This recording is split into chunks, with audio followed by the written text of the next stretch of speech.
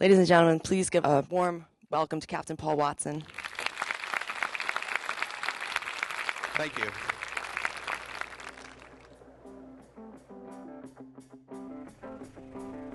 Today's top story, an activist anti-whaling group has clashed in waters off the Antarctic coast with the Japanese whaling fleet. The group says it's driven the whalers out of Australian Antarctic waters and will continue to pursue and harass the Japanese fleet wherever it goes in a bid to save whales. Our mission here, and this is the 5th year we've been down here, is to obstruct, intervene, interfere, harass, and try and shut down illegal whaling by the Japanese whaling fleet and the Southern Ocean Whale Sanctuary. There's nothing wrong with being aggressive as long as you respect the sanctity of life. Sea Shepherd maintains its anti-violence, saying in its 30-year history, none of its actions have resulted in any injury. We've told the Japanese captain that we're not tolerating their illegal whaling activities, which are prohibited by a federal court order from the nation of Australia.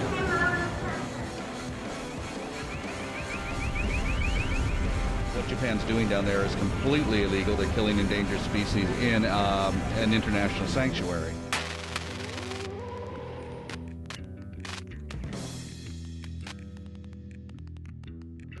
As long as the Japanese whaling fleet is down here operating illegally, we will continue to come down here and oppose them. I love Paul Watson. I love what he does. It's like, what a beautiful, admirable, wonderful thing that he does out there defending animals and creatures that cannot defend themselves. The state of the oceans right now is exceptionally serious. Almost every commercial fishing operation is in a state of diminishment or decline. The oceans are dying, and if they die, we die. It's as simple as that. What makes the difference really in the conservation movement is not governments, it's not big organizations, it's really the passion of individuals. I just returned last month from the Southern Oceans, where we spent 3 months chasing the Japanese whaling fleet for about 8,000 miles along the Antarctic coast. This was our 6th voyage to the Southern Ocean and our most successful. This year, for the first time, we saved more whales than they killed. We saved 528, they killed 507. But we also cost them about $132 million in losses. And that is the language they understand, profit and loss. And that's why we've been down there, to make sure that every year they do not make a profit. Our goal is to sink the Japanese whaling fleet economically, that is to bankrupt them, and I think that we're going to be able to do that. Now, I wouldn't be able to do this if it wasn't for my crew, all volunteers from all over the world. And one of the criticisms of people who see whale wars is that my crew are inexperienced and some people say incompetent. But you know, I couldn't pay people, I couldn't pay professionals to do what my volunteers do. You can't buy that kind of passion, and that's why we have them. And I took some comfort by looking at the letters to the editors of the London Times in 1911, when a similar criticism was directed towards Ernest Shackleton for having incompetent, inexperienced crew. And Shackleton said, you know, I don't want professionals, I want men who have the passion to get me to the pole and to get me back alive. And that's what I have with my crew. And in 33 years, we've never had anybody seriously injured. We've never injured anybody. We've never been convicted of a felony, and we've never been sued because we're going up against people who are committing crimes on the high seas. We are there to uphold international conservation law, and we act in accordance with the United Nations World Charter for Nature, which allows for non-government organizations and individuals to do so. And when people say, you know, why are you taking the law into your own hands? We're doing it because the governments of the world do not have the economic and the political will to do it. We have all of the rules and regulations and treaties we need to protect the oceans, but we don't have the politicians willing to do anything about it. And for instance, with the protection of whales, it all sounds very good. Everybody signs the papers, but when it comes down to enforcement, they don't do it. There's no difference between the Japanese poachers in the Southern Ocean and elephant poachers in East Africa, except for the fact that the elephant poachers are black, they're poor, and they get shot for what they're doing. These guys get away with it because they're wealthy and come from a wealthy nation that's able to bully other nations into getting what they want. We've had to do what we've been doing over the years, taking exceptional risks, because one of the things I do ask my crew, Are you willing to die for a whale? Are you willing to risk your life for a whale? And if they say no, we don't take them. And when people say that's asking an awful lot to ask people to risk their life to protect an animal, and I said, well, you know, I don't understand that. In our world, we ask people to risk their lives, people die, and we kill for oil wells or for real estate. I think it's a far more noble endeavor to risk your life to protect an endangered species or a threatened habitat. And it really comes down to what our values are.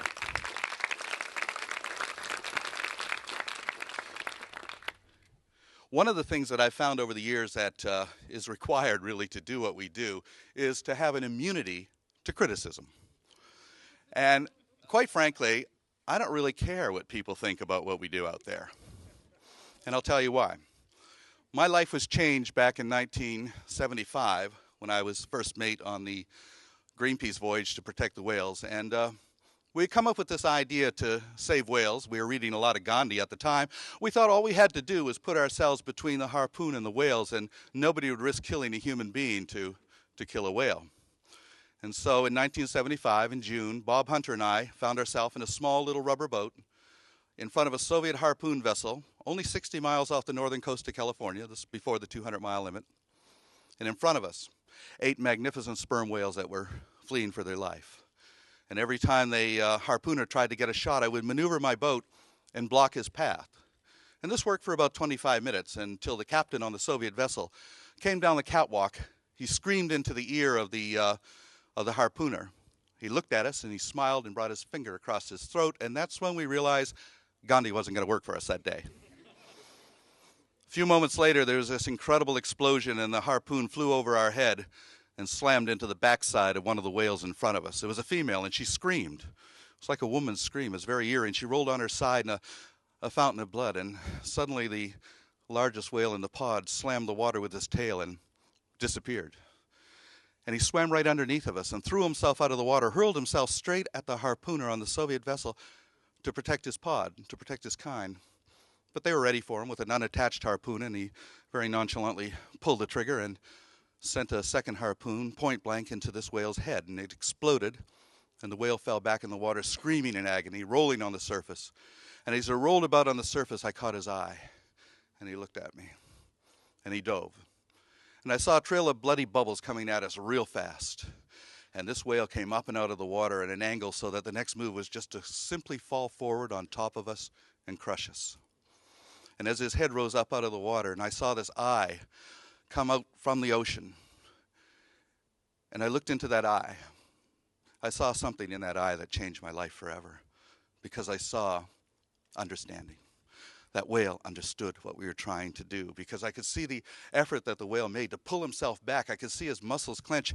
He pulled himself back, and his head began to slip back into the sea, and I saw his eye disappear beneath the surface, and he died. He could have killed us, and he made the decision not to do so. So the fact that I'm alive today is because that whale made that decision. So I owe my life to that whale. But I saw something else in that eye, something that really had a profound impact on me. And it was pity, not for himself, but for us. That we could commit such an act of blasphemy, that we could take life so thoughtlessly, so ruthlessly, so mercilessly, and for what? The Russians were killing sperm whales primarily for spermaceti oil. And one of the uses for spermaceti oil was for lubricating machinery. It's a very high heat-resistant oil. And one of the pieces of machinery that were being manufactured by the Russians with spermaceti oil were intercontinental ballistic missiles. I said, here we are, destroying this incredibly intelligent, socially complex, beautiful sentient creature for the purpose of making a weapon meant for the mass extermination of human beings. And that's when it struck me. We're insane. And from that moment on, I said, I'm not going to do this for people. I'm going to do this for them, for the whales, for the creatures of the sea. And that's what we've been doing ever since. In 1986, we sank half of Iceland's whaling fleet at dockside and destroyed their whale processing plant. It was a $10 million hit on their industry that took them 17 years to recover from. And after that, a former colleague from Greenpeace came up and he said, I just want to let you know that what you did in Iceland was despicable, reprehensible, and unforgivable. And you're an embarrassment to this movement. And I said, so? We didn't sink those whaling ships for you or for the movement or for any human being on the planet. But John, find me one whale in the ocean, anywhere, that disagreed with what we did, and I promise we won't do it again. They are our clients. They are who we represent. But I have to point out that in all of the years of doing this, we've not been convicted of any crimes. Now, that might sound like a serious crime, to sink half a whaling fleet. I had to fly to Reykjavik to demand to be arrested. And the next day, they escorted me to the airport, put me on a plane, and the Minister of Justice stood up in Parliament. He says, "Who does he think he is? He comes into our country and demands to be arrested. Get him out of here." They knew that to put me on trial would be to put Iceland on trial. And that's the last place they wanted to go, is into that court. Because we intervene against illegal activities. That's what we do. Last year, I gave a lecture at the FBI Academy in Quantico, and one of the FBI agents said, "You know, Sea Shepherd's walking a pretty damn fine line when it comes to the law." And my answer was, who cares how fine it is as long as you don't cross it? And they had to agree. But they said, you know, we've had over 4,500 volunteers in our organization. Some of your people have gone on and committed eco-crimes. I said, yeah, well, what's that got to do with me? You trained them, you're responsible. I said, I got 3 names for you: Timothy McVeigh, Lee Harvey Oswald, and Osama bin Laden. You trained them, you're responsible.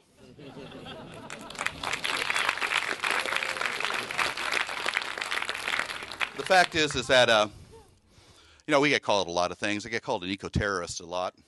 Nobody's got any warrants out for my arrest, but I'm still called an eco-terrorist. But, you know, in a world where the Dalai Lama is officially a terrorist, I don't mind being one. It's just a lot of name-calling, really, when you come down to it. But when they started to call us pirates, I said, oh, well, that sounds real good. I like that. And so we adopted our own Jolly Roger, and we have our ships are black. We try to be as intimidating as possible, because it takes me back to the 17th century when piracy was out of control in the Caribbean. The British Navy wasn't doing much about it because there was too much money being taken under the table, being made from piracy. And so piracy flourished until one man, Henry Morgan, came along and shut them all down. Piracy was shut down by a pirate, not by the government. They're the biggest pirates of all, always have been, still are. So we look upon ourselves as pirates of compassion in pursuit of pirates of profit. This year we went down to the Southern Oceans with 3 ships. We came back with 2. One of our ships was deliberately rammed, cut in 2, and sunk by a Japanese harpoon vessel. And the captain, Pete Bethune, is now a prisoner in Japan, and he'll be going on trial, charged with numerous things, but most of them are politically inspired. But one of the things that I was most impressed by is they charged him under the Control of Swords Act, because he had a knife, as any sailor does. And because he had that knife and he boarded a harpoon vessel in the dead of night and knocked on the door of the wheelhouse and presented himself, he was arrested. He was basically confronting the captain of the vessel that had destroyed his ship. He was arrested. Well, the Control of Swords Act was brought in to control the samurai, a Japanese tradition, back in 1865. And what they're trying to say is that whaling is actually a tradition that they're defending. Well, in fact, whaling was introduced to Japan, modern whaling, by General Douglas MacArthur. So if whaling is a tradition, so isn't the American occupation. I don't think they want that back. But being charged under the Control of Sword Act makes Pete Bethune the last samurai. So we're proud to have the last samurai in our crew. And over the years, when we're talking about courage, I have seen such courage amongst my crew that it's unbelievable. Doing things that, you know, I just find incredible that people have that passion to go ahead and do what they do. And over the years, we've done some rather silly things. In hindsight, in 1981, we landed on Soviet Siberia, the first people to invade Russia since World War II, to get evidence on illegal whaling activities. And we stepped out of the boat, and there were 2 Soviet soldiers patrolling the beach as we went out about documenting this. But they just thought we were Russians, because who else would be landing on a Soviet beach with cameras? We were just too audacious. So for 40 minutes, we documented everything, and then we went back to our boat. And as I was pushing the boat out, a Russian soldier came over, and he pointed at the boat, and he said, "Что это? What is that?" And I said, "Это Zodiac, it's a Zodiac." And he says, "Это Mercury," and that's when it suddenly dawned on me we were in trouble, Mercury outboard engines. And they said, "American." I turned my back on him to push the boat out, and I said to the 2 guys in the boat, one with the cameras, I said, "What's he doing?" "Oh, he's taking his gun down." I said, "Wave and smile at him." So they waved and smiled. And it's pretty hard to shoot somebody when they're waving and smiling at them, I think. So that confused him, and he ran off to, we saw him running up the hill. we got back to the boat, and we were cruising along, feeling pretty good. We had got all the documentation on their illegal whaling activities that we needed. And about an hour later, 2 helicopter gunships came out of nowhere and started strafing our bows with flares. And shortly thereafter, a big Soviet frigate pulled up alongside. And as they pulled up alongside, the captain said, "Stop your ship and prepare to be boarded by Soviet Union." I said, "Captain, we don't have room for the Soviet Union. We're not stopping." Nobody had ever said no to them before. And quite frankly, they didn't know how to deal with no. And they chased us for an hour, and we passed back into U.S. waters and got away with it.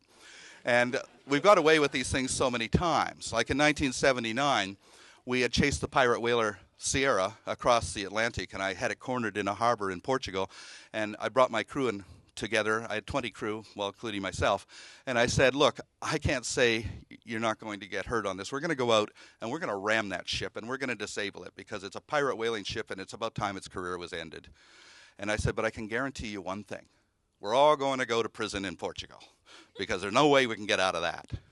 So you got 10 minutes to pack your stuff and get on the dock because we're heading out there with or without you." 10 minutes later, of my crew of 20, 17 were on the dock. Fortunately, the 2 guys who stayed were engineers. So I was able to, that's all you really need. We got the engines going, pulled out, went at the Sierra, hit it on the harpoon to damage it, and warned them, did a 360-degree turn around them, came in at 15 knots, struck them broadside, and split them open to the waterline. They were shooting us at us at the time. And then we tried to leave, but of course the Portuguese Navy came after us and brought us back. And I was brought before the port captain and charged with gross criminal negligence. At which point I told him there wasn't anything negligent about it. We hit him exactly where we wanted to hit him. It was intentional. And he said, "Well, yeah, that's true, but I don't know who owns that boat, and until I can find an owner, you're free to go." And we walked out, and one of my crew who had got off before, he said, "Well, if I knew you were going to get away with it, I would have been there too." So sometimes you have to go into these things knowing that there's really no way to get away with it. And those are the risks that we've been taking over the years. And I think those are acceptable risks, because the one thing I'm most afraid of is that we're going to destroy diversity in our world's oceans.